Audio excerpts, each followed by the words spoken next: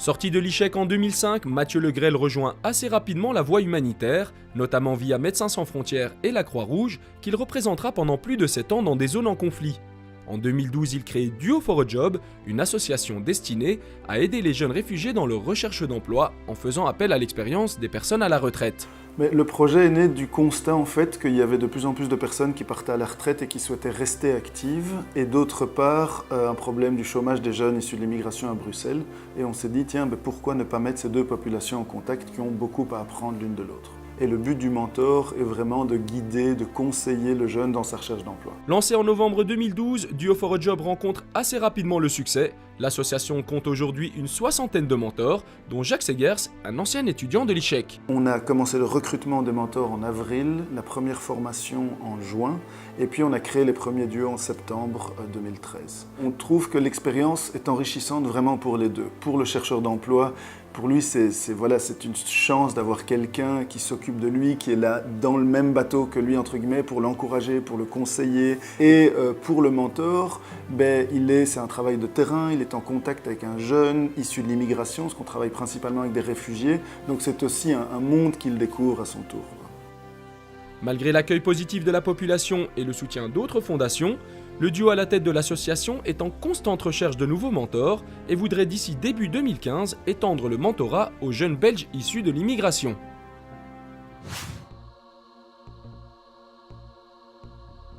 Alexandre Van Enst et François-Xavier Willard se sont rencontrés à l'ICHEC. En 2007, ils fondent l'association The Refugee Next Door qui œuvre en Ouganda.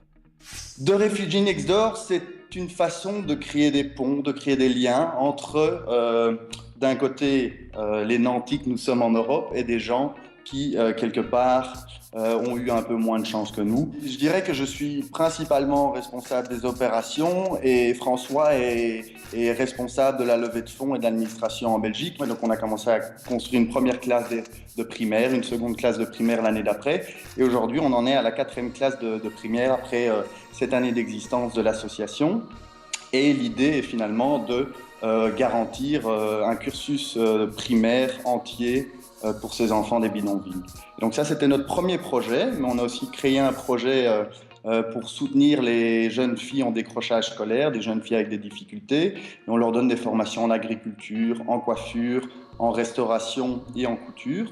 Et aujourd'hui, le 3e projet que nous créons, qui est plus dans une logique économique, où finalement l'idée est d'avoir un projet où on a du donnant-donnant. On veut aider les petits paysans à avoir une marge de négociation et de manœuvre sur le marché plus élevée. The Refugee Next Door, c'est donc le lien entre ceux dans le besoin et ceux qui peuvent les aider.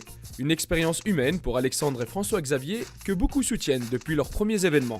Les premiers événements que nous avons organisés ici sur place, c'est des journées de santé publique où nous faisions des vaccinations, des tests HIV, distribution de vitamine A pour les enfants, des vermifuges pour les enfants. Notre plus gros bailleur depuis le départ est l'employeur de François-Xavier, c'est Accenture, et donc ils nous ont soutenus au départ avec quelques milliers d'euros, ce qui nous a permis de développer entre autres le centre de formation et de travailler sur l'école San Francis pour les jeunes enfants.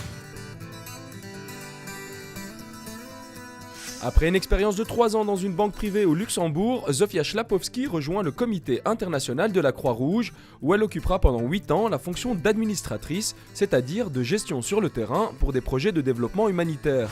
J'avais toujours envie de faire quelque chose qui a un sens, et pour comprendre quelle est la situation dans le monde, ça vaut la peine d'aller là où les gens ont des vrais problèmes, ont des vraies questions, et de suivre une grande organisation comme celle-là dans des situations comme celle-là, c'était une expérience très très intéressante. Depuis 2012, elle travaille pour International SOS, où elle occupe le poste de responsable des ressources humaines pour les expatriés en Asie du Nord. Donc International SOS est une société qui fournit des services de sécurité et de soins pour les employés d'organisations internationales ou de sociétés internationales qui travaillent un peu partout dans le monde. Alors chez International SOS, je suis responsable des ressources humaines pour tous les étrangers qui travaillent en Asie du Nord. Et c'est vraiment d'aider les gens dans ce cheminement. D'abord les aider eux-mêmes et aider leur famille, leur faire comprendre dans quoi est-ce qu'ils s'engagent. Mais aussi c'est de les aider à s'acclimater sur place.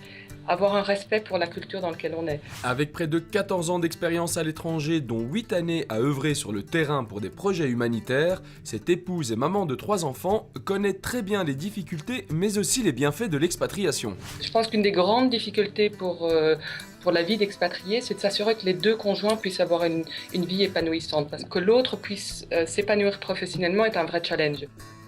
Diplômée depuis 2000, Zofia Chlapowski a pu mettre en pratique sa formation de gestion, un apprentissage qu'elle considère comme la fondation de sa carrière professionnelle. Et je pense que c'est des études qui m'ont donné la fondation pour construire des vraies compétences professionnelles. Le fait d'avoir une bonne base, ça ne nous rend pas des spécialistes, mais au moins ça nous permet de poser les bonnes questions. Donc je pense que ça a été vraiment une fondation qui m'a beaucoup aidée par la suite.